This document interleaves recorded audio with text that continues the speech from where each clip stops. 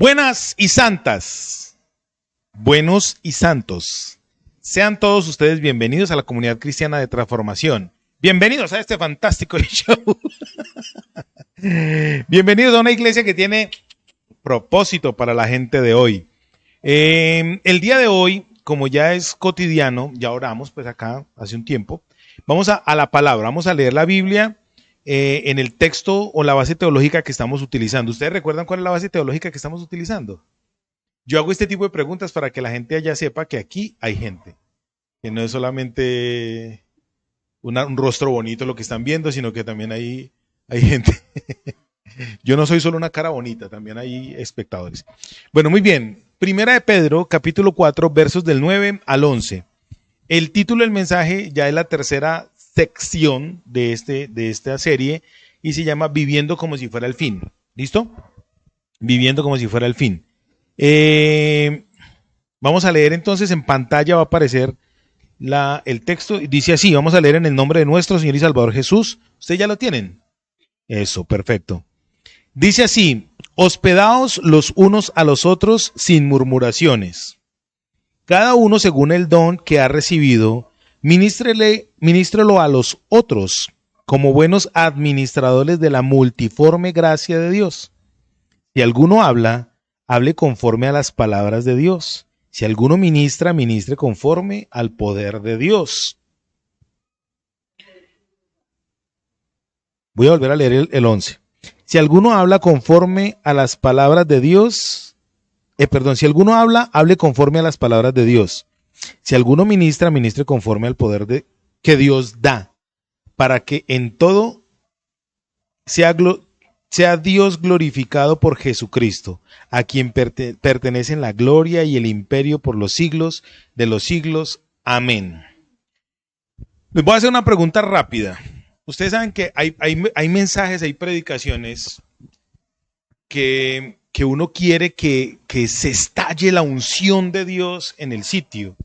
Pero yo por la experiencia que he adquirido en estos años de ministerio, me he dado cuenta que cuando uno proclama la palabra de Dios, predica, enseña la palabra de Dios, desciende algo de Dios, algo espiritual, que empieza a hacer que cada uno de nosotros sea mellado. Y la Biblia dice que toda la palabra que Dios tira, que Dios arroja, lo dijo a través del profeta Samuel, y todo lo que Dios le dijo a Samuel, Samuel lo dijo, no dejó caer ni una palabra a tierra. Cuando Dios habla, la palabra de Dios nunca sale vacía, nunca vuelve a él vacía, siempre tiene que dejar una enseñanza. Entonces, ¿por qué le estoy diciendo esto? Porque uno cuando quiere enseñar, uno como pastor, como predicador, como maestro de la palabra, como lo quieran decir, yo siempre tengo expectativas de que Dios haga algo. Cuando a uno lo enseñan en un seminario, es formado o en iglesias, uno siempre tiene esta formación, es que si el hombre de Dios no hace llorar a la gente, el Espíritu Santo no está. Y eso daña a la gente, porque la gente dice, ay, entonces mi ministerio no es de Dios. Resulta que aquí en este pasaje vamos a mirar ese tipo de cosas. Hay cosas que se dan y hay cosas que se dañan. Las cosas se dañan cuando un ministro de Dios no las sabe administrar. ¿Uno a qué viene a la iglesia? ¿A qué viene a reunirse? Pues uno viene, número uno, porque Dios es el que está convocando a los santos de Dios. Y número dos, viene a recibir administración, ministración y formación de parte de Dios. ¿Están conmigo? En el libro de los Hechos de los Apóstoles, en el capítulo 19, hay un grupo de personas que llamaban los de Berea, los decían los bereos. Y esa gente, cuando cualquiera de los apóstoles, no les predicaba cualquier pastor, cualquier hermano, no, cualquiera de los apóstoles iba y les enseñaba la palabra, ellos, los de Berea, no se caían. No jeteaban, ni hablaban en lengua, ni tiraban babasa, ni nada de eso. Ellos se iban a la Biblia, se iban a la palabra a ver si lo que los apóstoles y los emisarios de la iglesia les habían enseñado era de Dios. Eso es lo que nosotros debemos normalmente hacer. ¿Amén? Bueno, ese es un puntico que quería darles como introducción. ¿Por qué? Porque resulta que nosotros hemos sido muy mal formados en muchas cosas. Y una de las cosas en las que nosotros hemos sido mal formados es en la forma de vivir y pensar en lo que van a ser los postreros días, el tiempo que estamos viviendo, en vivir y esperar lo que se está haciendo en estos postreros tiempos. Nosotros los cristianos, a nosotros los cristianos nos han inculcado desde bebés espirituales una malformación en cuanto a la manera de vivir. Voy a colocar solamente 2 ejemplos. El primer ejemplo, a nosotros nos han enseñado que usted tiene que cambiar radicalmente su manera de vestir. Porque cambiando radicalmente su manera de vestir, entonces usted está demostrando que es santo. A las mujeres, se tiene que dejar crecer el cabello, porque el cabello de la mujer es el velo de la mujer, lo cual muestra que está en sujeción delante de Dios. ¿No les han enseñado eso en algún momento? Muchas veces, ¿sí o no? Entonces, asimismo, el segundo ejemplo es este. Nos han enseñado a vivir el fin de las cosas, el fin de los tiempos, de una manera apocalíptica hollywoodiense. Y me voy a explicar. Nos han enseñado que los postreros días van a ser una cosa terrible. Van a ver, se van a salir los demonios, no sé qué, y eso van a empezar a hacer una cantidad de cosas, se van a manifestar. Le han enseñado eso a la gente para aplicar terror, no para aplicar doctrina y esperanza. Eso va a ocurrir, según la Biblia, van a salir demonios porque la Biblia lo establece y los van a ver, pero en este momento se le está enseñando a la gente a normalizar ese tipo de vivencias. Me voy a explicar. Hoy en día, desde el año 1984 al día de hoy, empezó una ola de películas, cuando empezaron hace en el 84, 1984, películas como El regreso de los muertos vivientes. ¿Sí recuerdan la película? Hoy en día es The Walking Dead. No sé, 24ª temporada. Eso tiene temporada encima de las temporadas. Le están enseñando a la gente a normalizar ese tipo de vivencias, de actos espeluznantes que ya no van a asustar. Cuando yo era niño, a mí el solo hecho de que me hablaran de un fantasma o del coco ya me daba miedo. En mi casa habían 2 pisos y había una plancha, una terraza, y subir después de las 6 de la tarde a esa terraza era lo más aterrador del universo. Uno iba subiendo y yo empezaba a gritar o a cantar, ¡voy subiendo! Y uno sentía que ya le iban a coger por detrás. Y allá recogiendo las sábanas y la ropa uno veía sombras y uno empezaba a cantar y a gritar, porque era una sensación de miedo. Hoy en día no es así. Hoy en día la gente es feliz viendo, los niños desde pequeñitos viendo películas de terror, están naturalizando a las personas para cuando esas situaciones grotescas ocurran, ya eso sea ¿qué? Parte del panorama. El otro ejemplo, el tema de las ideologías de género. La Biblia dice que en los postreros días, iba a manifestarse una situación como la de Sodoma y Gomorra. Entonces, a la gente le han enseñado de una manera sensible, sencilla, táctica, el naturalizar el comportamiento homosexual. Ya viene a hablar homofóbico. No, mira, yo no soy homofóbico. Los verdaderos homofóbicos son aquellos que practican la homosexualidad. Homofobia. Homo viene de H-O-M-O, homo, viene de la palabra homo sapiens, o sea, de humano. Y fobia, phobos, de terror. Entonces, ¿quién es el que realmente tiene fobia? El que no acepta lo que es. Se mira en el espejo y ve un hombre y no lo acepta. En estos días me mandaron una cosa chistosa, un tipo que dijo que él era hombre y así como yo, barbado, peludo, muy varonil, y dijo que él era mujer, que estaba metido en el cuerpo de un hombre, pero que era una mujer lesbiana.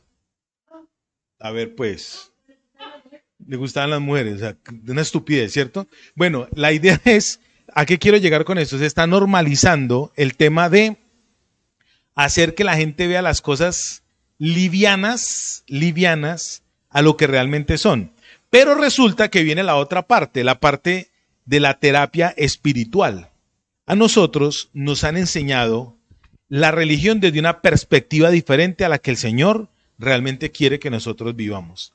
Él quiere que nosotros en este tiempo del fin testifiquemos de la convicción que nosotros tenemos en nuestro corazón hacia la verdad absoluta que se llama Jesucristo. Y voy a colocarles un ejemplo.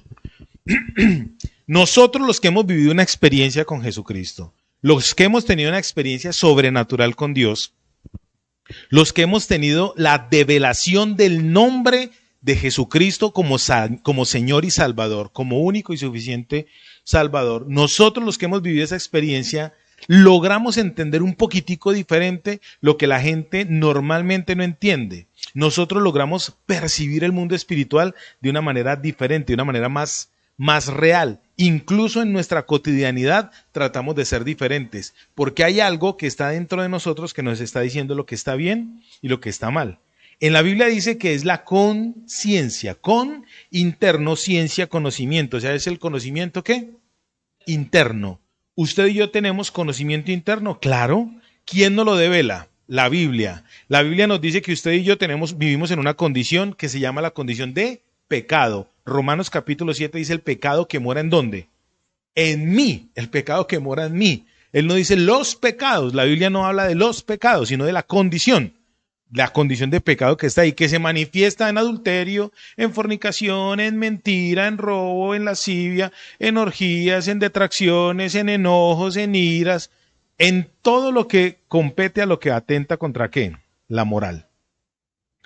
Entonces la Biblia dice que nosotros tenemos que cambiar todo ese tipo de cosas. Y hoy Dios quiere a través de esta palabra decirnos lo siguiente. ¿Cómo hacer para que nosotros vivamos este último tiempo del fin, no como nos lo están planteando el mundo, de una manera liviana, haciendo de lo bueno malo y de lo malo bueno, ni tampoco vivirlo como nos lo han enseñado en la vida religiosa, que nos han enseñado de una manera acusatoria, de discriminación, de atropello, no como nos lo han enseñado a nosotros. Recuerdo alguna vez que un hombre, un líder en una iglesia, cometió un pecado de inmoralidad sexual, adulteró. Y resulta que en la iglesia hicieron lo correcto. Voy a decir lo correcto, entre comillas. Lo correcto fue que lo aislaron, lo mandaron por allá. Es más, el tipo muy berraco iba a la iglesia y él tenía un lugar para el adúltero. O sea, le establecieron el lugar allá. Y él tuvo que presentarse delante de todos, o sea, una exposición brutal en cuanto a lo que él hizo, ¿no? Una cosa interesante esto. Lo expusieron totalmente y el líder de esa iglesia decía, y a este hermano nadie tiene por qué saludarlo. Y entonces a mí me tocó ver yo vi ese caso, yo lo viví. No, yo no era el tipo. Me tocó ver el caso. Él iba caminando por la calle y venían unas hermanas de la iglesia y se pasaban de cera hacia el frente. ¿Cierto? Se ha enseñado que al tal, a esos que pecan, a esos no hay que aceptarlos. La Biblia no dice eso. La Biblia no dice la Biblia antes al contrario, dice que el Señor le dice a través de los Gálatas, le escribe a los Gálatas, les dice, ustedes que son maduros, ustedes que son espirituales, con un espíritu, ojo a la palabra que voy a usar, con un espíritu de mansedumbre, restauren al que cayó, sabiendo que ustedes son vulnerables a esa caída. Entonces, según la Biblia, ¿cómo nosotros debemos vivir este tiempo del fin? La Biblia nos dice, nos da práctica de cómo debemos nosotros vivir este tiempo del fin. Y mira el delfín, del ballena, del tiburón. Este tiempo de los postreros días. ¿Cómo lo debemos vivir? La Biblia nos establece unos parámetros de cómo lo debemos hacer. Y les voy a decir lo bonito de esto. Cuando Pedro escribió esta epístola, la primera epístola del apóstol San Pedro, él estaba escribiendo a un grupo de personas que estaban siendo perseguidas. ¿Y por qué estaban siendo perseguidas esas personas? ¿Ustedes lo recuerdan? ¿No? Se los voy a decir. Por sus filosofías, por sus ideales. ¿Cuáles eran los ideales que ellos estaban practicando? Los ideales del establecimiento de la palabra de Dios. Cuando esta epístola se escribió ya hace 2000 años, ocurrió una cosa espectacular. Y era que nos estaba llegando a nosotros la raza humana, la carta de Dios, el WhatsApp de Dios, el mensaje de Dios nos lo estaban colocando para el Señor decirnos a nosotros, dejen de vivir religiosamente. y vivan espiritualmente. Y a ustedes los van a empezar a perseguir por sus creencias, lo van a empezar a perseguir por la fe. No, amado, usted está lejos, tranquila. Los van a empezar a perseguir por la fe, los van a empezar a perseguir por lo que ustedes creen, por sus convicciones, los van a empezar a perseguir por la verdad. Porque cuando uno profesa que es hijo de Dios a través de la persona de Jesucristo, vamos a empezar a ser perseguidos ¿por qué? Por la verdad de Dios. Hay gente que dice, ¿cuál es la verdad? Ese tipo de preguntas en los GTs las respondemos. Bueno, porque ya lo vi que me estaban mirando así con ojitos de, en el GT respondemos ese tipo de preguntas. Le decimos qué significa la palabra verdad etimológicamente y todo esto.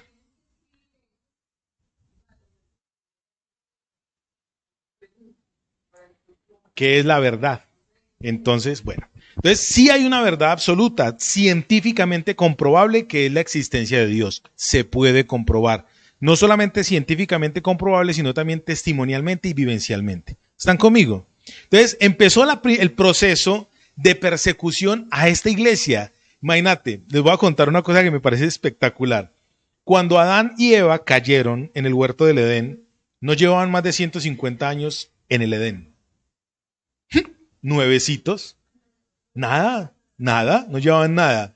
Cuando la iglesia empezó a ser perseguida, la iglesia de Jesucristo, los primeros cristianos empezaron a ser perseguidos, no llevaban ni 35 años de fundada. No llevaba 30 años cuando esta loca de Nerón le dio por matar a todo el mundo y empezar a hacer yo no sé cómo hacían en esa época si no había la tecnología que hay ahora, ni Facebook, ni nada de eso, ni redes sociales, pero todo el mundo sabía lo que estaba pasando. Y no solamente sabían, sino que estaban afectados emocionalmente por lo que pasaba. Vamos a explicar. Esos cristianos son malos. Y todo el mundo decía, sí, son malos, vamos a matarlos. O sea, tenían la misma emoción que el que mandaba el mensaje. A los cristianos los perseguían en ese momento. ¿Y saben? Sí, claro. Sí. Yo acabo de decir que era Nerón, ¿cierto que sí? Nerón. Y entonces esa loca de Nerón, malo porque era muy malo, pervertido, todos esos emperadores eran muy pervertidos. Él, ¿por qué perseguía a los cristianos? Obviamente, la Biblia establece que él era un anticristo. La palabra anticristo quiere decir en contra o en lugar de. Entonces él aplicaba para las dos. Iba en contra de lo que se llamaba Cristo, o sea, la iglesia, y quería ponerse en el lugar de Dios. Recuerde que él fue uno de los primeros que empezó a proclamarse como Dios. Fue uno de los primeros locos. Entonces, en ese tiempo estaban persiguiendo a la iglesia. ¿Y sabe usted por qué perseguían a la iglesia? Por la transformación que estaba ocurriendo en las vidas de esas personas. Esas personas sabían que lo que ellos estaban haciendo era una renovación y transformación espiritual, y entonces el resultado, ¿cuál iba a ser? El resultado iba a ser que su entorno social iba a cambiar. Me voy a explicar. En esa época, hace 2000 años, existía un vínculo muy fuerte entre Grecia y Roma, de ahí se llama lo heleno-romano o lo greco-romano. Resulta que ellos eran politeístas, y a los cristianos en esa época, hace 2000 años, nos perseguían porque decían que éramos ateos, porque ellos tenían muchos dioses y necesariamente tenían que adorar a esos dioses. Y esos dioses, cada dios tenía una característica que el que adorara a ese dios la adoptaba. Hoy en día el diablo no está interesado, el Señor lo reprenda, en manifestarse como diablo. Cuando yo estaba en el seminario hace 20 y pico de años, leí un libro que se llamaba Si yo fuera el diablo. Y uno de los apartes que decía ese libro, de un escritor, creo que era alemán, en uno de los apartes que decía ese libro, no me acuerdo el nombre porque era en alemán, el tal es que en uno de los apartes de ese libro decía el libro, si yo fuera el diablo, lo que primero haría sería desvirtuar mi figura. Hoy en día, la gente, a usted y a mí, nos tildan de locos porque usted y yo estamos dándole virtud al poder de Dios y estamos también dándole virtud. Virtud no siempre es buena, también hay mala virtud, mala fama, al enemigo. Nosotros queremos exponerlo, queremos exponer sus acechanzas. El apóstol Pedro dice, no ignoréis las maquinaciones de vuestro adversario, ¿cuál? El diablo. Entonces, él está interesado en que desvirtuarse para que la gente que pase con él no viva, pues no lo ataque. Entonces, hoy en día, en esa época, perdóneme, a las personas que adoptaban cualquier culto, cualquier adoración a cualquier entidad, ente, como se llamase, ellos empezaban a imitar su comportamiento. Y habían deidades que enseñaban a la gente. Recuerde que había gente que deidades que le enseñaban a la gente a ser egoístas. Hay un Dios que todos lo conocen, que es el Dios Mamón, que en la iglesia cristiana lo adoran lo que usted no se imagina. Uno le dice a la gente, vamos a ofrendar para la obra del Señor, y automáticamente sacan el de 2000. Están adorando a Mamón. Todavía le duele a la gente ese tema. Y Dios es tan lindo que lo estableció de la siguiente manera.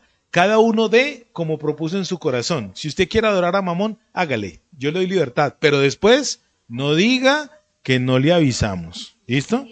Si después no vaya a decir que Señor, ¿por qué me pasa esto a mí? Lo que hace que soy cristiano me está yendo mal económicamente. Pues claro, si ya Dios le está mostrando cuál es el derecho, pues hay que hacerlo. ¿Están conmigo?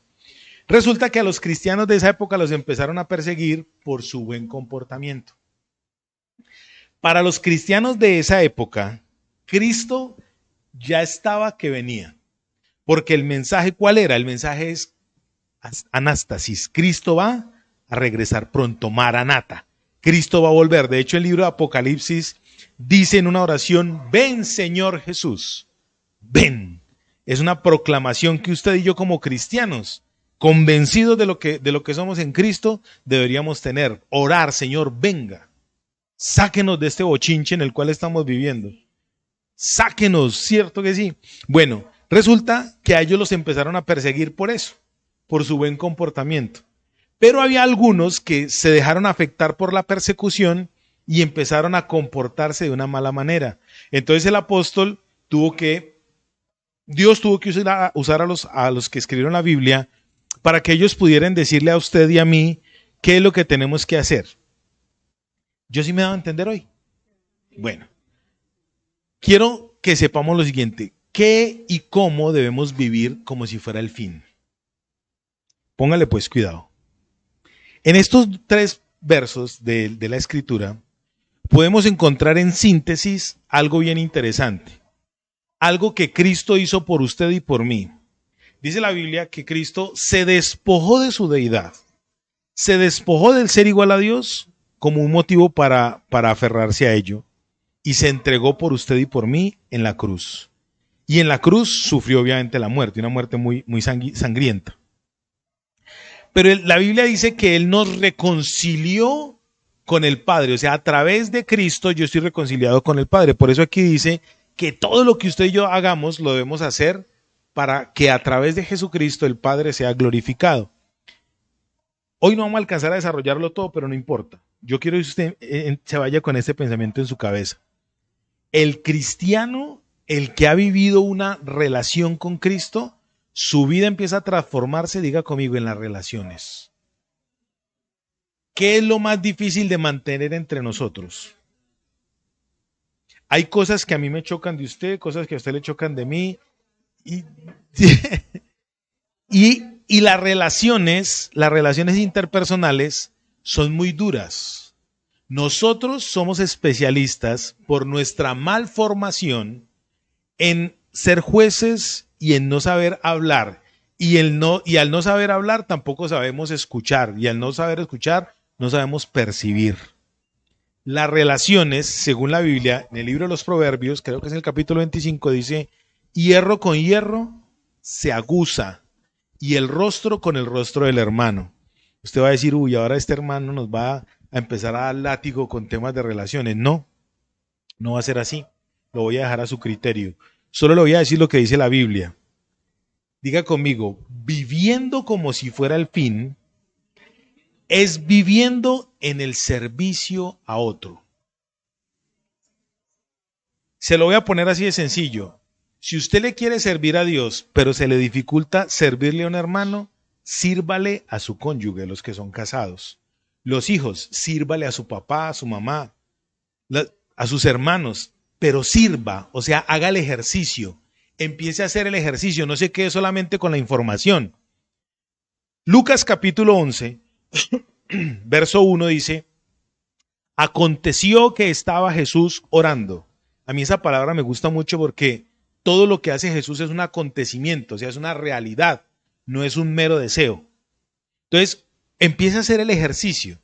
Dice en el verso 9 del capítulo 4 de Primera de Pedro lo siguiente. Recuerden que era una iglesia perseguida, era una iglesia que estaba dispersa, era una iglesia que estaba siendo angustiada, era una iglesia que estaba siendo contaminada por las personas que no conocían a Dios, era una iglesia que estaba siendo contaminada por las personas que adoraban ídolos, imágenes, deidades, demonios, y esa iglesia estaba siendo permeada. No estoy diciendo que la iglesia actual sea así. Eso ocurre por ahí en otras iglesias allá en ese tiempo y en Asia. Aquí no, aquí somos reconsagrados a Dios. Es más, estos ejercicios que están aquí, que son para vivir como si fuera el fin, nosotros los vivimos todos. Yo solamente les voy a dar un repaso. Viviendo como si fuera el fin. ¿Cuántos tienen miedo del fin? A bien, a lo bien. Yo soy uno que he tenido miedo del fin. ¿Sabe qué me ha venido trayendo a mi paz? Esto. Cuando yo leo esto y digo, ¿yo para qué me preocupo si yo no lo voy a vivir? El apocalipsis hollywoodinense que nosotros hemos, eso no lo vamos a vivir usted y yo. Tengo un primo, saludos para mi primo Jonathan, que me dice que nosotros no vamos a ser raptados. A mí me da, personas con ese tipo de doctrinamiento, me da hombre berraquera, porque llevan mucho tiempo leyendo la Biblia, pero mal doctrinados. No les han enseñado. Ah, sí, que pasar el sufrimiento. Lo que es la verdadera tribulación. Pues la Biblia dice, el apóstol Santiago, ahí está, ya. El apóstol Santiago dice que nosotros debemos hallarnos en sumo gozo cuando pasemos por diversas, ¿qué? Pruebas. La palabra pruebas en ese texto es tribulación, angustia, pues claro que la estamos viviendo. Pero Dios quiere es rescatarnos de esa angustia porque usted y yo no vamos a vivir en condenación. ¿Están conmigo? Viviendo como si fuera el fin. Entonces, para empezar a vivir como si fuera el fin, hace 8 días vimos en el mensaje anterior, vimos algunas cosas, ¿cierto que sí? Hoy vamos a seguir con ellas. Viviendo como si fuera el fin, dice, hospedándoos los unos a los otros. Eso es una cosa espectacular, ¿sí o no? ¿A cuánto les gusta que les hagan visita? ¿Cierto que sí? Cuando yo les digo, haga el ejercicio, es el siguiente ejercicio. Hay hermanos de la común fe, porque aquí está hablando de los hermanos de la común fe, no está hablando de los hermanos en la carne. Según la tradición de la cual está escrita la palabra, recuerden que la Torá, el Antiguo Testamento, ¿quién fue el que lo inspiró? Dios. Y uno de los mandamientos que estableció el Señor en el libro de Levítico, en el libro de Éxodo y en el libro de Números, está el adoptar al viajero, el hospedar al que no tiene dónde quedarse, ¿cierto? Y resulta que esa gente lo hacía, pero lo hacían y adivinen qué hacían después, según ese pasaje.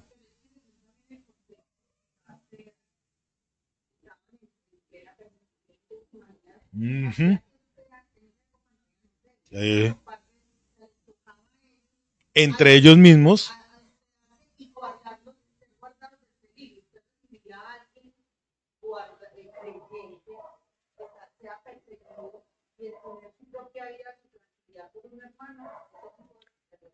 Exactamente, entonces le estoy diciendo, el Señor estableció unos parámetros de hospedamiento y cuidado para el que estaba de viaje. En este momento en lo que estamos leyendo acá, ¿qué estaba pasando con la iglesia? Estaba siendo una iglesia perseguida, ¿sí o no? Era una iglesia que estaba en angustia. ¿Tú te imaginas que vengan acá a sacarte a las 2 de la mañana por tu fe, por tu convicción, por tus principios? ¿Porque no estás de acuerdo con el gobierno actual? ¿Porque no estás de acuerdo? Que te saquen. ¿A dónde pegas? Mira, para mí Venezuela es el ejemplo más cercano que nosotros tenemos. Yo estaba mirando una estadística, me la paso mirando esas bobadas. En Colombia hay más de 2,5 millones en Colombia. En Colombia, dije en Colombia, o dije Venezuela, me equivoqué. En Colombia hay más de 2,5 millones de venezolanos migrantes. o sea, que tienen algún tipo de documentación. Es una colonia, imagínate. ¿Y por qué están ellos en este lugar? Por un concepto filosófico, ideológico. Esa vivencia. Entonces nosotros como cristianos estamos viviendo con eso. Recuerde lo que dije al principio, cuando uno predica, hay una unción de Dios que desciende sobre eso. O sea que alguno de nosotros o nos está tocando darle hospedaje a alguien perseguido o a nosotros, de pronto nos va a tocar a nosotros, ¿cierto? Dice aquí, hospédense los unos a los otros. En el contexto que estamos mirando hay que tener cuidado de los unos de los otros, dime.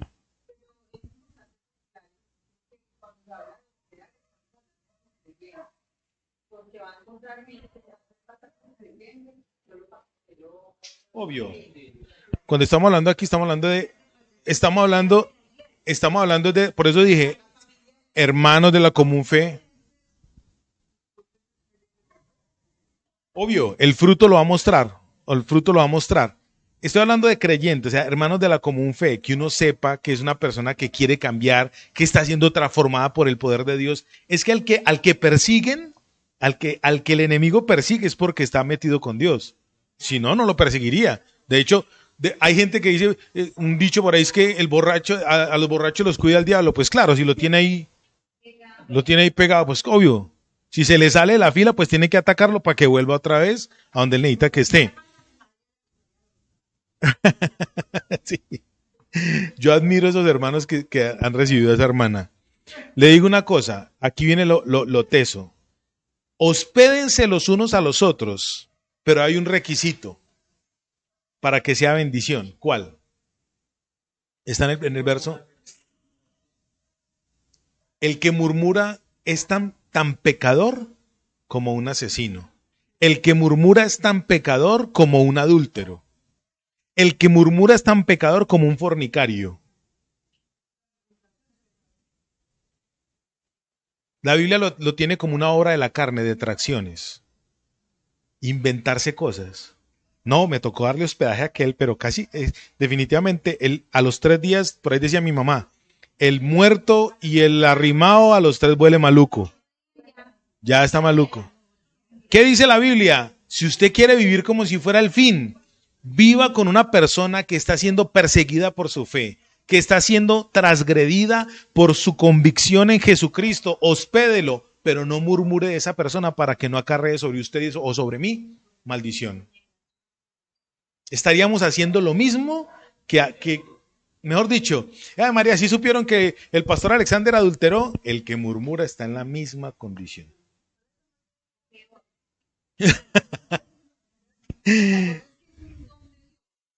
Para allá voy, para allá voy. Entonces dice aquí en el verso 10.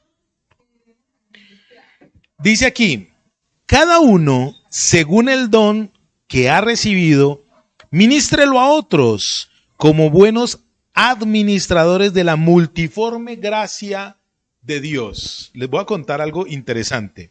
Ustedes saben por qué vamos a ser juzgados los cristianos. En el libro de Mateo capítulo 25, Evangelio según San Mateo capítulo 25, está la parábola de los talentos. A uno Dios le dio 5, a otro le dio 2 y a otro le dio 1, ¿cierto? Dice, cada uno según su capacidad. Pastor, es que yo no tengo ningún don. Mire, por muy petardo que usted sea, todos los seres humanos son creación de Dios. Están hechos a imagen y semejanza de Dios. Así no sean hijos adoptivos, pero son hijos por creación. Tienen la partícula de Dios en sí. Hay gente que innatamente, inherentemente, saben hablar. Tengo un conocido que le dicen el Mesías que sufre una enfermedad que se llama logorrea. El don de hablar es una capa, la comunicación es una capacidad que Dios ¿qué? Da. Y la Biblia dice que Dios se lo da a vivos, a justos y a injustos. El sol sale para buenos y para malos. Hace poco tuve una discusión con una persona que me dijo que a Dios no le gustaba la música mundana. Le dije, obvio. Y entonces, ¿por qué le dio esos dones a esa gente? Le dije, porque Dios se deleita en dar, no en lo que usted haga con su don. Los cristianos vamos a ser juzgados, no porque vayamos a ser salvos para el infierno, para ser salvos para el cielo o condenados para el infierno. Los cristianos vamos a ser condenados por los dones que Dios nos dio, porque toda buena dádiva y todo don perfecto, dice la Biblia, provienen ¿de dónde? De arriba, de Dios, del Padre de las luces, en el cual no hay ni mudanza ni sombra de variación. Entonces, Paulita, tú dices, ay, pastor, pero es que yo no sé qué dones tengo. Mija, en el GT vamos a enseñar en los discipulados, vamos a enseñar cuáles son los dones que Dios nos dio a nosotros. Por ejemplo, hay dones ministeriales, dones operacionales, dones espirituales. Entonces, vamos a mirar en esa casilla de dones en cuál estoy yo. Pero hay una cosa que es nata, usted lo puede hacer. El que le gusta servir, mira, el que le gusta servir, ve el detalle. Por ejemplo, conozco un señor que yo soy creyente hace 25, 26 años ya, y él es creyente hace como 200 años, Jorge Celis. Y ese hombre tiene un don para el servicio impresionante. Es mala clase, porque él es mala clase. Es más, una vez me dijo a mí, me regaló un reloj y me dijo, vea, yo le doy ese reloj, se lo regalo contra mi voluntad, pero se lo regalo porque Dios me dijo que se lo diera.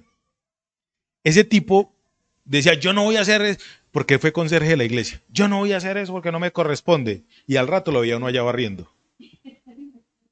Es algo que pasa con esa persona. Es de él, es un don, ¿cierto? Yo conozco tengo un amigo, pastor él, que él dice, qué pereza, yo no voy a volver a seguir evangelizando, mano. Uno se desgasta mucho evangelizando. Y sale a la calle y adivine qué es lo primero que hace. Porque lo hace con libertad, con naturalidad. Eso es algo que es de él. Conozco otra hermana de la iglesia, un saludo, ella ya sabe quién es. Yo la llamo y le digo, mija, hay una persona que necesita un mercado. Y ella me dice, pastor, listo, de una. Mija, hay una persona que necesita 100,000 pesos. Pastor, ya está, pum. O sea, en la parte económica, ella da. Sí, es su don, y ella lo da con liberalidad. ¿Sí me va a entender? Entonces, ¿de dónde provienen los dones? Los dones provienen de Dios. Así que si usted tiene alguna característica que le gusta hacer, ¿qué es lo que la pervierte? Por ejemplo, cuando usted tiene el don de dar. De los que están aquí, ¿cuántos han soñado con hacer algo por la iglesia? Pues por el espacio. Por ejemplo, qué rico comprar 10 sillitas, que necesitamos 10 sillitas. O tener un local, qué rico un sonidito. ¿Cuántos han soñado con hacer eso? ¿Cierto? Ustedes han soñado en hacerlo, lo quieren hacer. ¿Por qué no lo han ejecutado? Porque no han tomado la decisión. Voy a explicar. Dios coloca el querer. Dios pone el deseo de hacerlo. Pero el que pervierte eso, ¿quién es? Yo. Yo quiero hospedar a alguien, pero la hospedo 2 días y ya empiezo a hablar mal de ella. ¿Quién es el que pervierte eso? Soy yo. Soy yo el que pervierte ese don. Usted no tiene el don, así es simple.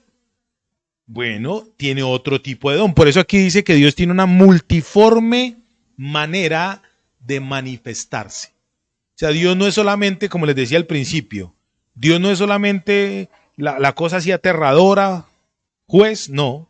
Él tiene una manera de mostrarse como de muchas formas.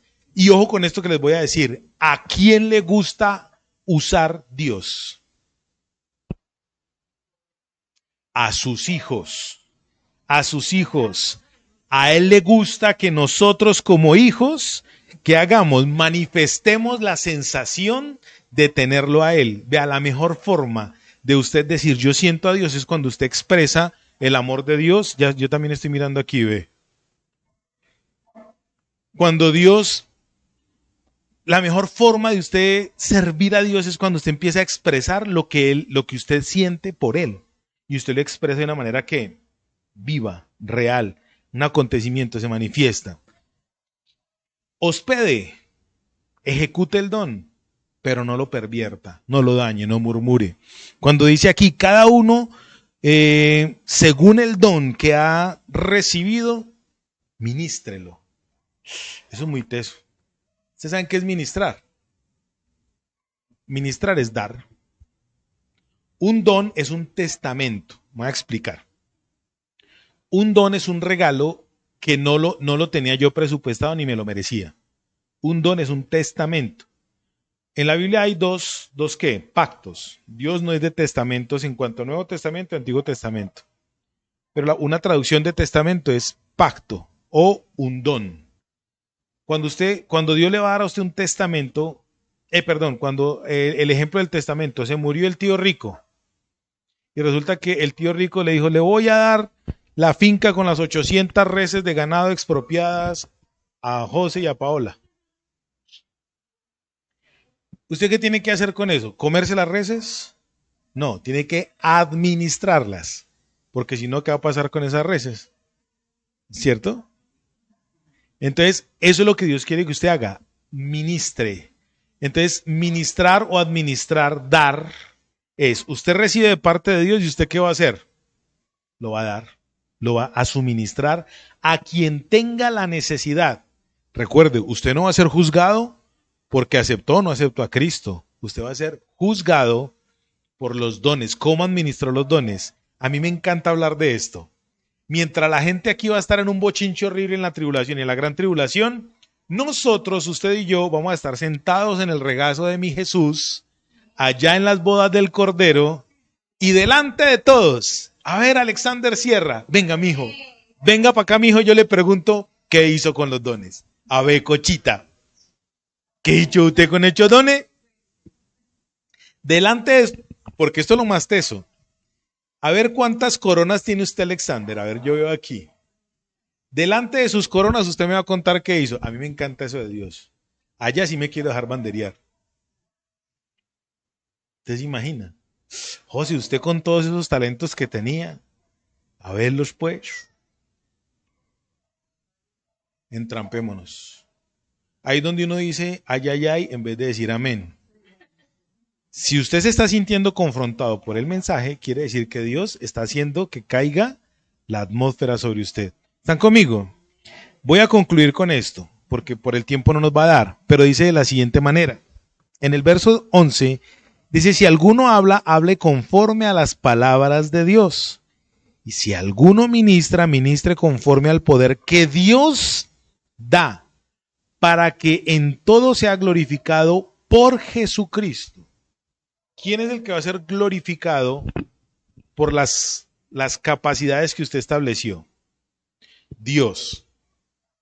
Alguna vez alguien me dijo, pastor, es que yo no sé cómo agradecerle al Señor Jesucristo que me haya salvado. Aquí está la respuesta. ¿Usted quiere saber cómo agradecerle a Cristo por la sensación que usted tiene de su salvación? Sirva. Dé a otros lo que Él ya le dio, que eso es otra cosa bonita. Dios nunca le va a exigir algo a usted que usted no tenga la capacidad de darlo.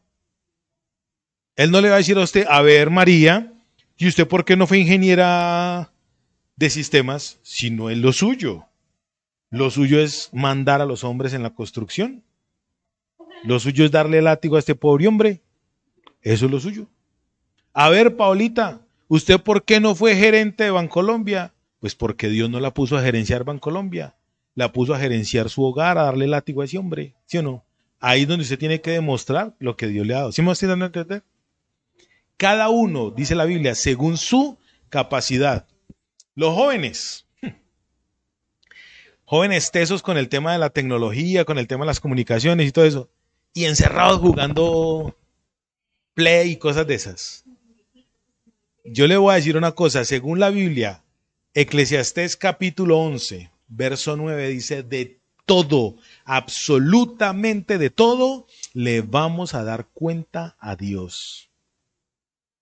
En el libro de Eclesiastés capítulo 3 dice, hay tiempo para llorar, reír, endechar, todo, para todo hay tiempo, ¿cierto que sí? El tiempo de Dios, Él no nos lo va a cobrar, pero sí nos va a decir a ver qué pasó con esos 86,000 segundos que le di para el día. Eso. ¿Están conmigo? Vivir como si fuera el fin no es vivir con miedo porque se va a acabar. Vivir como si fuera el fin para usted y para mí es vivir como si apenas fuera a empezar. Porque para usted y para mí nuestra muerte, nuestra separación va a ser de esta tierra, pero va a ser nuestra unión al Dios Todopoderoso a través de la resurrección en Jesucristo.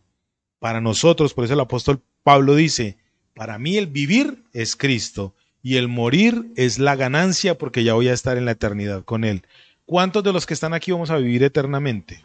Entonces, a cambiar la forma de pensar como si fuera el fin. El fin no es que ya se va a acabar, para nosotros el fin es que va a comenzar. Amén. Listo, gloria a Dios, aquí vamos a orar, pues ya quedamos despedidos porque vamos a seguir con el tema de la Santa Cena y